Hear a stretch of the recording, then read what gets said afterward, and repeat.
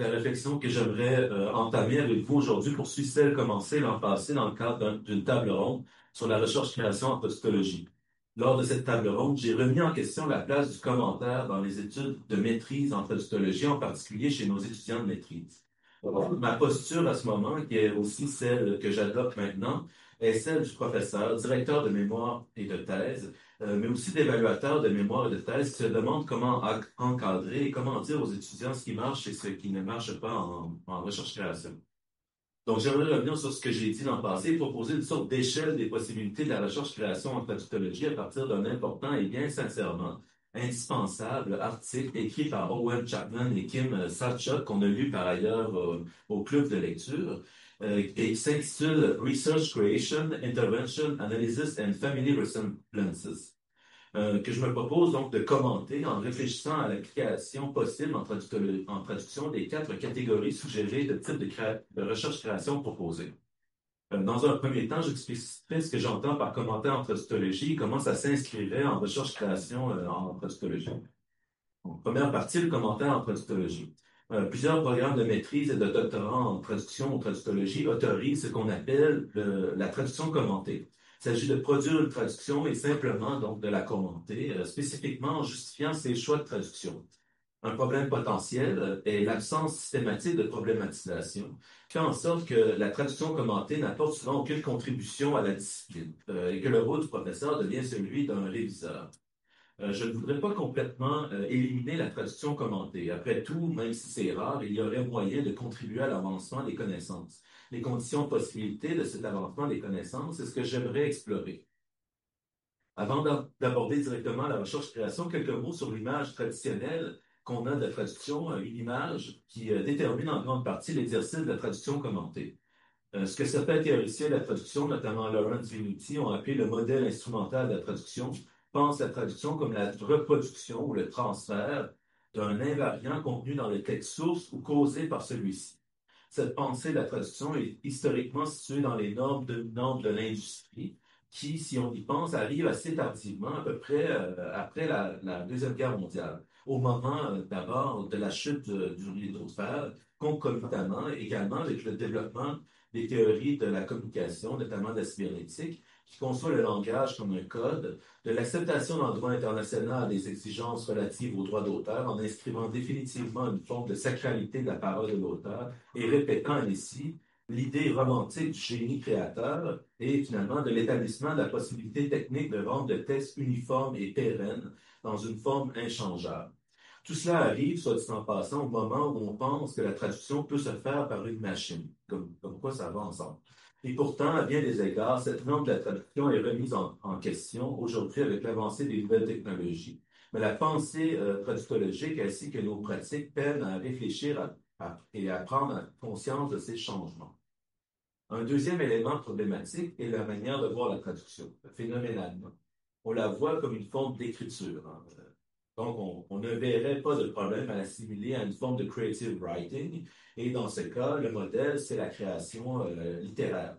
Un modèle auquel la traduction n'arrive pas vraiment à égaliser ou à concurrencer, forcément, puisqu'elle ne ferait que reproduire alors que la littérature, elle, produirait. Mais je pense qu'on fait erreur, même si ça reste une avenue assez légitime, malgré le fait que le caractère second qu'on donne forcément à la traduction. Ici, pensé comme une forme d'imitation demeure et entache le plein potentiel de la traduction. Mais ontologiquement, la traduction se présente autrement. Elle se présente comme un art allographique, je tiens cette idée d'Isabelle Colomba.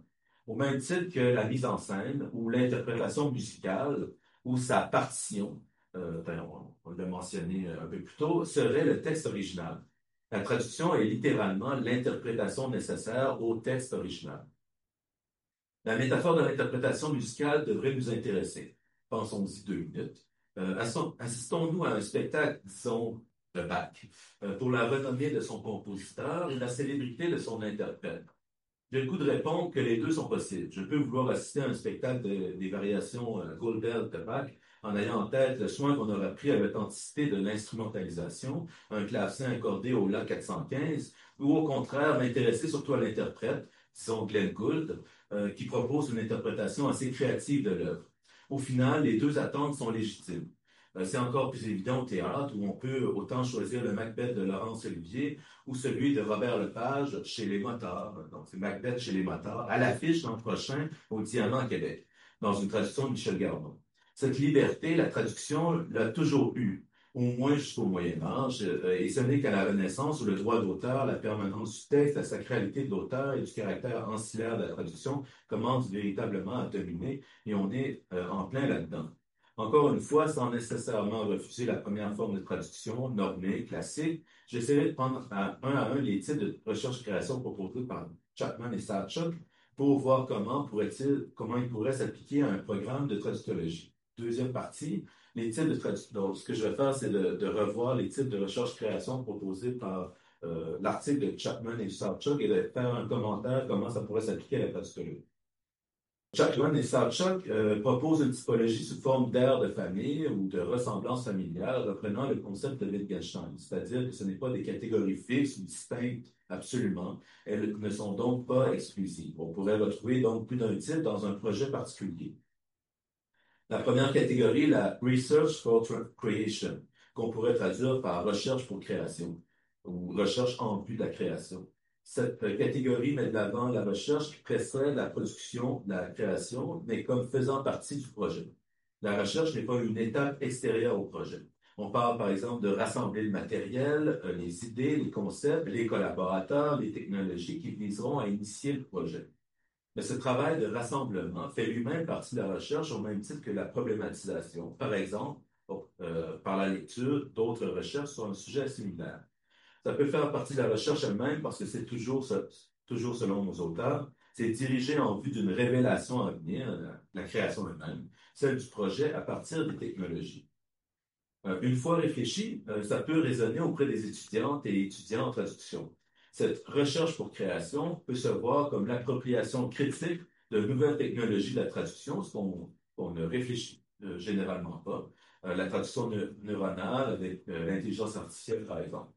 Ça peut aussi se voir à partir d'une revue de la littérature, non pas du sujet sur lequel porte le texte, ce qui est souvent ce que font les étudiants à la maîtrise, mais une revue de la littérature sur les traductions, sur les manières de faire la traduction, sur les types d'expérimentation opérées sur le texte. Deuxième catégorie s'appelle en anglais la Research from Creation, qu'on pourrait traduire par recherche issue de la création. Il s'agit de faire de la recherche à partir de données qui peuvent émerger de performances ou d'œuvres interactives avec le public.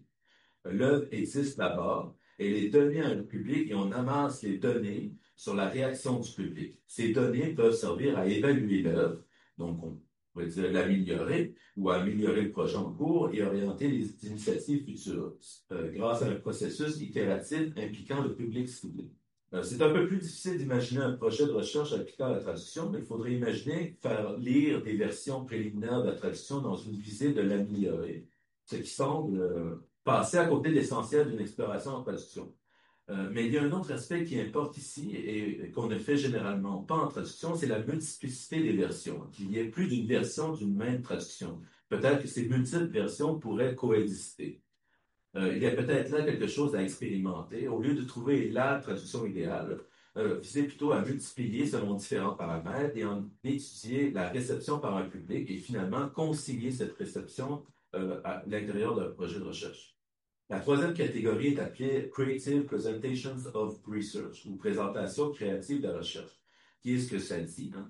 La présentation de la recherche universitaire traditionnelle, mais sous une forme créative. Dans certaines disciplines, il s'agit d'utiliser l'écriture créative, creative writing, pour développer une nouvelle idée ou présenter de manière innovante la recherche, qui a eu pour effet, pour certaines revues scientifiques, de s'adapter à ces nouvelles formes, par exemple en laissant une place à la vidéo ou au collage de différentes formes de texte, y compris des formes d'expression plus poétiques.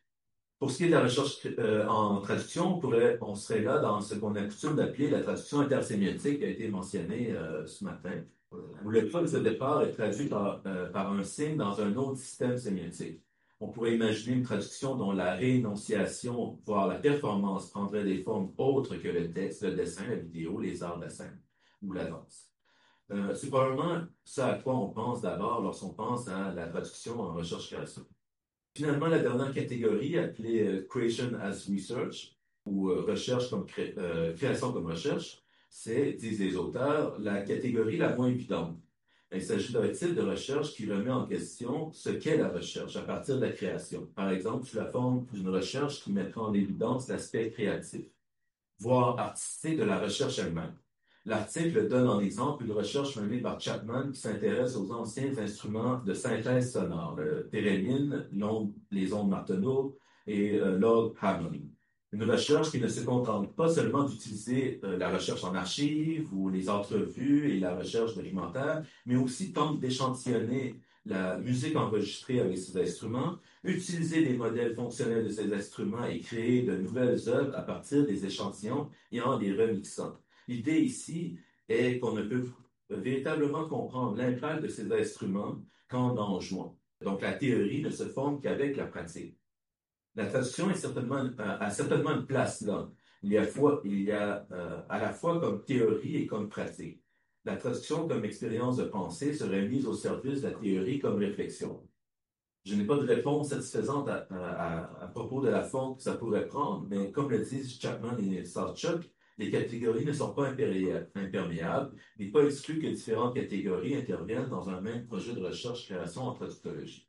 Je vais conclure. Avec un peu d'imagination, les propositions de Chapman et Sarchuk pourraient tout à fait s'appliquer à des projets de recherche en traductologie où la création primerait.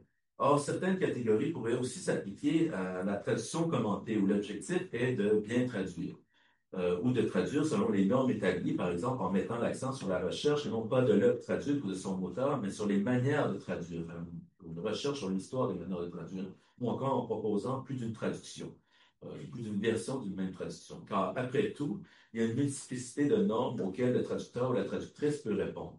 Dans tous les cas, il s'agit de déplacer notre regard pour que la traduction cesse de n'être que la réplique de l'œuvre originale et le traducteur ou la traductrice la servante de l'auteur du texte.